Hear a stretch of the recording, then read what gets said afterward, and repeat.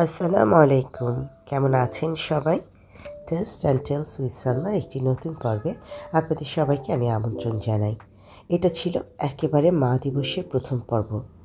মানে আমরা সবাই শুয়ে পড়েছিলাম, হঠাৎ দেখি যে আমার মেয়ে একটা প্রিপারেশন নিয়েছে তার নানি এবং মায়ের জন্য। তো এই ব্যাপারে দেখলাম আমার আব্বা আম্মার চরম আগ্রহ। আমার শরীরটা অতিরিক্ত খারাপ ছিল বলে আমি শুয়েই পড়েছিলাম। আমাকে টেনে তুলে এনে তারা একটুখানি কেক খাওয়ালো। মা দিবসের একটা ছোট্ট স্মৃতি তারা রেডি করলো এবং সেটাই আমি তুলে ধরেছি আপনাদের কাছে। গলার স্বর শুনে বুঝতে পারছেন আমি অসুস্থ। জি, প্রচণ্ড ঠান্ডা, জ্বর, কাশি নিয়ে একেবারে শরীরের কন্ডিশনটা খুব বেশি খারাপ হয়ে গেছে। যারা আমার পুরনো দর্শক তারা জানেন এরকম ঠান্ডা লাগলে কোলা ব্যাঙ, সোনা ব্যাঙ ২ ধরনের ব্যাঙই আমার গলায় বাসা বাঁধে। মোটামুটি ৭ দিন তারা থাকে, তাদের বংশবৃদ্ধি করে তারপর বিদায় নেয়। তো মনে হচ্ছে একই সাথে এবার দুটোই এসেছে এবং আমার যে গলার অবস্থা, ঠান্ডার অবস্থা, তাতে তারা কবে বিদায় নেবে আমি সেটা জানি না। একেবারে ঘরোয়া কিছু প্রিপারেশন করেছে আমার মেয়েটা তার নানি এবং মায়ের জন্য। আসলে এই কেকটাকে সে কনডেন্স মিল্ক এবং লেমন জাস্ট দিয়ে কিছুক্ষণ ভিজিয়ে রেখে তারপর ফ্রিজে রেখে দিয়েছিল। এখন সেটা খেতে সত্যি দারুণ হয়েছে। তো প্রথমে আমি আমার মাকে খাইয়ে দিলাম, তারপর আমার মেয়ে আমাকে খাইয়ে দিবে। আসলে এভাবে মা দিবসটা পেয়ে যাওয়াতে সত্যি খুব ভালো লাগছে।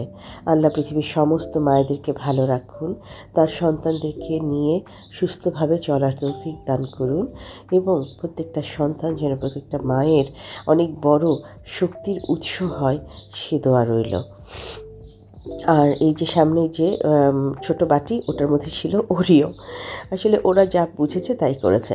এখানে একটা কার্ডের ভিতর তার নিজের হাতে লেখা কিছু মেসেজ আছে, যেটা সে আমাকে নিয়ে লিখেছে যে সে আমার জন্য কেমন ফিল করে।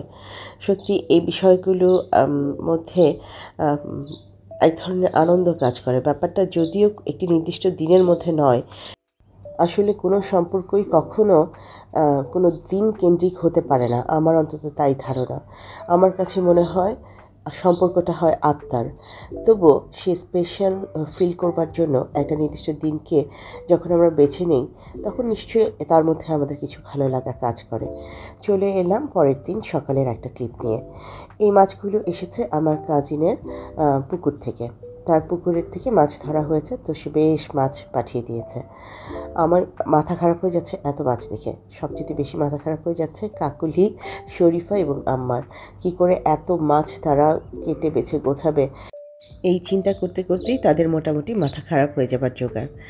আমার আজকে ভয়েসের পাশে আপনারা কি পাখির শব্দ পাচ্ছেন? আমি ভোর ৫টা ২০-এ ভয়েস দিতে বসেছি। অজস্র পাখির শব্দ পাচ্ছি আমার চারপাশে এবং সেখান থেকে কিছু আমার এখানেও চলে এসেছে। ভালোই লাগছে শুনতে। ভোরের আকাশ, ভোরের পাখির ডাক সত্যি আলাদা একটা আনন্দ কাজ করছে। এত মাছ দেখে আমার মেয়েদের ভীষণ মন খারাপ। তারা বলছে সর্বনাশ, এখন তো শুধু মাছই খেতে হবে। এত মাছ কেন পাঠিয়েছে মামা? মামার তো উচিত ছিল কিছু মুরগি পাঠানোর। আমার ছোটো মেয়ের কিন্তু একটা অনেক বড় কোয়েশ্চেন হচ্ছে, পানিতে কেন শুধুমাত্র মাছ হয়, মুরগি হয় না কেন? আর এই লজিক্যাল কোয়েশ্চেনের উত্তর ছোটোবেলা থেকে কিন্তু আমিও খুঁজছি। নিশ্চয়ই খুব বিরক্ত হচ্ছেন নাকা নাকা কথা শুনতে। চলে এসেছি পান্থপথে। এটা হাতিলের শোরুম। আজ আমি কিছু ফার্নিচার দেখব আমার বেডরুম এবং মেয়েদের বেডরুমের জন্য। যখন আমি পান্থপথে ঘুরছিলাম তখন কিন্তু আমি সুস্থ ছিলাম। মোটামুটি ১০ ঘন্টা আমি সেদিন পান্থপথে সময় কাটিয়েছি। বেশ খানিকটা কাজ গুছিয়েও ফেলেছি এবং সেটা করতে যেয়েই আমি এতটা অসুস্থ হয়ে গিয়েছি। ঠান্ডা, গরম, হাঁটাহাঁটি, রোদের মধ্যে ঘুরছি, আবারও এসিতে ঢুকছি, এই করতে করতে শরীরটা বড্ড বেশি খারাপ হয়ে গিয়েছিল আমার। তো হাতিলের শোরুমে এসে খাটগুলো দেখছিলাম। একটা খাট বেশ পছন্দ হয়েছে। তবে হাতিলের খুব ভালো নতুন কোনো ডিজাইন দেখছি না। অনেক আগে যে ডিজাইনগুলো ছিল মোটামুটি ঘুরে ফিরে সেই টাইপের ডিজাইনই। নতুনত্বের ছোঁয়া আসলে সেভাবে পেলাম না। তো আমি কিন্তু পারমিশন নিয়ে ভিডিওগুলো করেছি। আমি তাদের কাছে জানতে চেয়েছি যে আমি ভিডিও নিতে পারি কি না। তো তারা বলেছে জি পারেন, কোনো অসুবিধা নেই। এই খাটটা বেশ ভালো লাগছিল। এই খাটটার ডিজাইনটা দেখতেও বেশ ভালো লাগছিল। সামনে পিছনে এরকমটাই ছিল খাটটার। তো ভাবলাম এই খাটটাও একটুখানি মাথায় রাখি।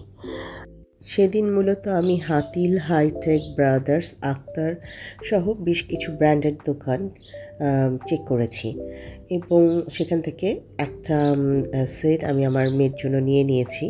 আমার মেয়েদের বেডরুম সেট যেটাকে বলে, তো আমি সেরকম একটা বেডরুম সেট আমার মেয়েদের জন্য নিয়ে নিয়েছি। আরেকটা নিয়েছি আমার নিজের জন্য, শুধুমাত্র একটা খাট। কিন্তু কোথা থেকে নিয়েছি, কোন ব্র্যান্ড থেকে নিয়েছি সেগুলো কোনোটাই আমি বলবো না।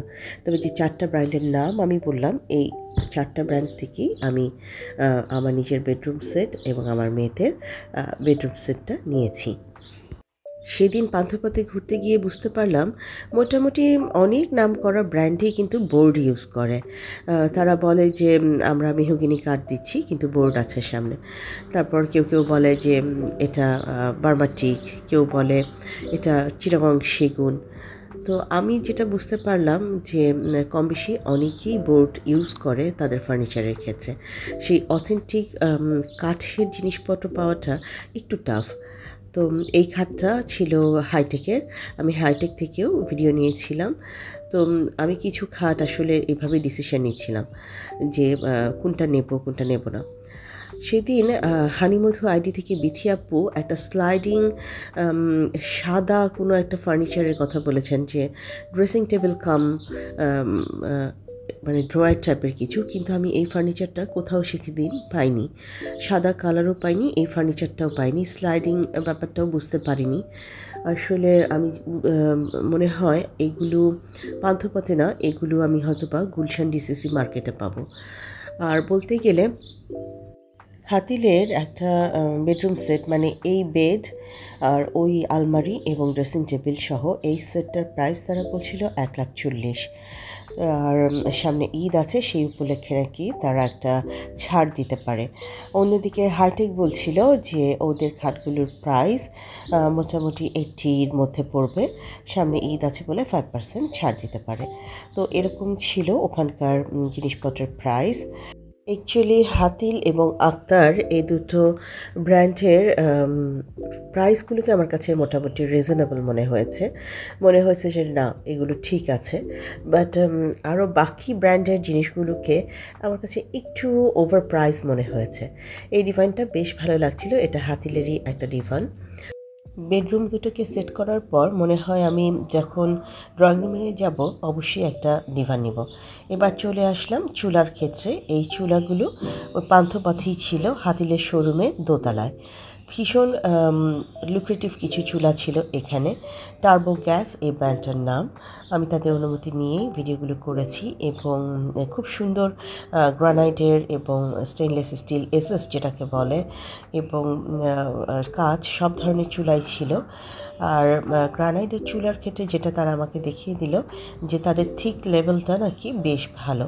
শুধু যে চুলা এখানে আছে তা না, কিচেনের ইউটেন্সিলস থেকে শুরু করে কিচেন হুড চিম এবং আরও অন্য অনেক জিনিসপত্র আমি এই দোকানটা পেয়েছি। যেমন এই কিচেন র্যাকটা আমার খুব পছন্দ হয়েছে। এটাকে আমি হ্যাঙ্গিংও করতে পারি, কিংবা চাইলে কিচেনের যে কাউন্টার টপ আছে তার সাইডে দাঁড় করিয়ে দিতে পারি। জিনিসটা অনেক শক্তপোক্ত এবং খুব ভালো। তো আমার এরকম একটা কিছু কেনার আসলে ইচ্ছে আছে ইনশাল্লাহ।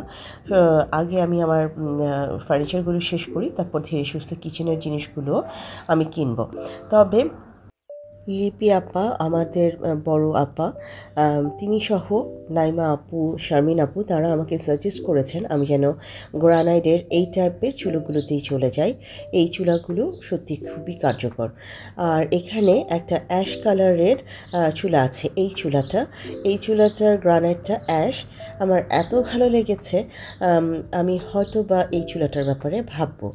আপনারাও আপনাদের ডিসিশন জানাতে পারেন। চলে এসেছি হোমটেক্সটা এটা ছিল গুলশান একের যে হোমটেক্সটা, আগে যে আড়ং ছিল তার পাশে হোমটেক্স সেখানে। তো এখানে পর্দা দেখছিলাম, শুধুমাত্র দেখে এসেছি, সেইভাবে আমি কোনো পর্দা সেদিন কিনিনি। আমার একটা আইডিয়া নেওয়া দরকার ছিল যে পর্দাগুলো কেমন হবে, প্রাইসটা কেমন, কিভাবে সাজাবো, কোন ফার্নিচারের সাথে কোনটা দিলে ভালো লাগবে। তো এই হিসাবেই আমি পর্দাগুলো চেক করতে গিয়েছিলাম। এই পর্দাটা বেশ ভালো লাগছিল, আকাশি একটা ভাইবস আছে। তারপর এই পর্দাটা তো আমার খুব প্রিয় দুজন আপুর খুব পছন্দ হয়ে গেছে। তারা বলল যে সালমা আপু তুমি এটা নিয়ে ভাবতে পারো। আর এইসব শপিং টপিং করে চলে গিয়েছিলাম বসুন্ধরায়।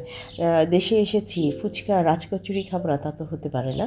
তো আমার প্রিয় রাজকচুরির টানে আমি চলে গিয়েছিলাম বসুন্ধরায়। তবে আমি সেই লেভেলের মর্মাহত হয়েছি এই রাজকচুরিটা খেয়ে, একেবারে ব্লেন্ড লাগছিল। তার থেকে মৌচাকে আমি একটা জায়গায় 2 বছর আগে এসে যখন খেয়েছিলাম সেটা অসাধারণ ছিল। আর এই দই ফুচকাটা নেওয়া হয়েছিল আমার রিলেটিভের জন্য। তো সেদিন আমরা সারা দিন ঘুরেছি, বেরিয়েছি, কাজ করেছি, মোটামুটি ফার্নিচার সিলেক্ট করেছি, কিন্তু সব কিছুর ফল হচ্ছে আমি অসুস্থ হয়ে গিয়েছি। আর আজকাল আপুদের ভিডিওগুলো জাস্ট ছেড়ে রেখে দিচ্ছি লাইক করে। আমি জানি না কোন আপুর ভিডিওতে কি চলছে। হয়তো আমার এই স্বীকারোক্তিতে আপনারা বিরক্ত হচ্ছেন, ভাবছেন আপু এটা কি বললেন, আমাদের ভিডিও দেখছেন না। সত্যি আপু, শরীর অসুস্থ, আমি কারো ভিডিও দেখছি না, জাস্ট ছেড়ে রেখে দিচ্ছি। কোনো কোনো ক্ষেত্রে আমি কমেন্টও করছি না। এটা আজ সকালের একটা ছবি ভদ্রলোক আমার জন্য পাঠিয়েছেন। আমি ভীষণ মিস করছিলাম আমার নতুন বাসা ভুটানকে। তো তিনি ওখান থেকেই আমার জন্য পাঠিয়েছেন। মাশাআল্লাহ, জুম ইন জুম আউট করতে করতে নিজেই বেহুশ। কী অবস্থা বুঝুন। তো আজ এই পর্যায় থেকে আপনাদের কাছ থেকে বিদায় নিচ্ছি। ইনশাআল্লাহ দেখা হবে আরও একটি নতুন পর্বে। সে পর্যন্ত সবাই অনেক বেশি ভালো থাকবেন, আমার জন্য দোয়া করবেন আমি যেন দ্রুত সুস্থ হয়ে উঠতে পারি। আপনাদের সকলের কাছে কৃতজ্ঞতা প্রকাশ করছি। এবং আজ প্রথমবারের মতো যারা আমাকে দেখছেন, ভিডিওর কোনো একটি অংশ ভালো লেগে গেলে কাইন্ডলি লাইক, কমেন্ট, শেয়ার এবং সাবস্ক্রাইব করে আমাকে এগিয়ে যেতে সাহায্য করবেন। নিজেদের খেয়াল রাখবেন। ইনশাআল্লাহ দেখা হবে আরও একটি নতুন পর্বে।